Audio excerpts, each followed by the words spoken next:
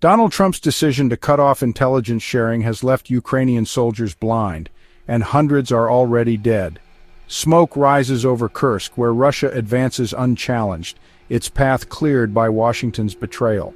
The Trump administration severed military intelligence sharing with Ukraine in the days following a contentious February 28 Oval Office meeting with President Vladimir Zelensky. During that exchange, Zelensky pleaded for continued U.S. support, warning that Russia could not be trusted in ceasefire negotiations. Trump and Vice President J.D. Vance publicly dismissed him, with Trump rejecting Ukraine's position outright. "You don't have the cards," Trump said, dismissing Zelensky's concerns. "You're gambling with World War III."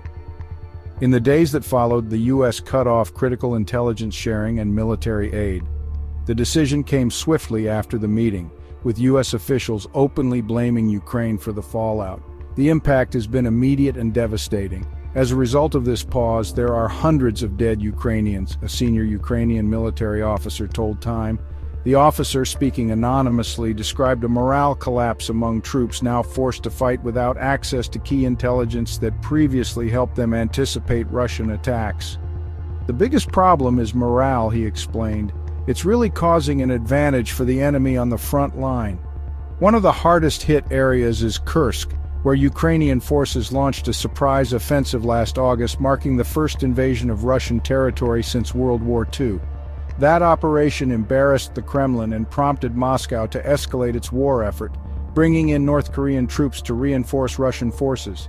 Zelensky had intended to use Kursk as a bargaining chip in future negotiations, hoping to trade parts of the region for Ukrainian land currently under Russian occupation. However, with the loss of U.S. intelligence, Russia has exploited Ukraine's growing vulnerabilities and made rapid gains in Kursk.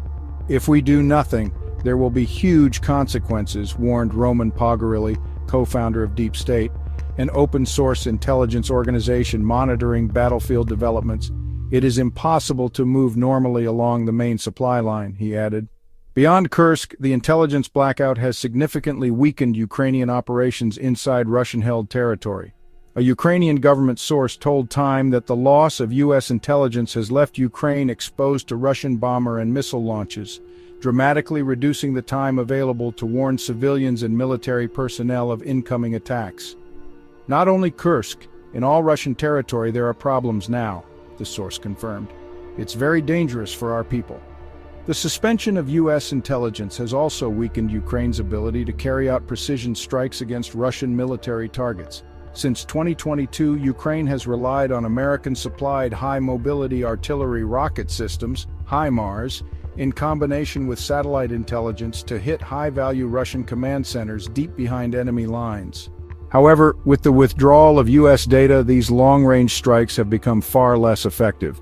Even Maxar Technologies, a private satellite imaging company based in Colorado, has cut off services to Ukraine under orders from the U.S. government. In an emailed statement to Time, Maxar confirmed that the U.S. government has decided to temporarily suspend Ukrainian accounts in the system used to provide commercial satellite imagery. This has further weakened Ukraine's ability to track Russian troop movements. Despite the severity of the situation, Trump's special envoy to Ukraine, General Keith Kellogg, dismissed concerns with callous indifference. Defending the administration's decision, Kellogg stated that Ukraine had brought it on themselves and compared the intelligence suspension to physically striking an animal to force compliance, saying it was like hitting a mule with a 2x4. "Got their attention," he added. The decision has sent shockwaves through Ukraine's Western allies, who now openly question whether the United States can be trusted as a security partner. Some European intelligence agencies have stepped in to provide limited support, but officials admit they cannot match the depth of U.S. capabilities. "We are really thankful to European partners," one Ukrainian officer said. "This is the only one solid point that gives us any hope, because without this support, we cannot survive."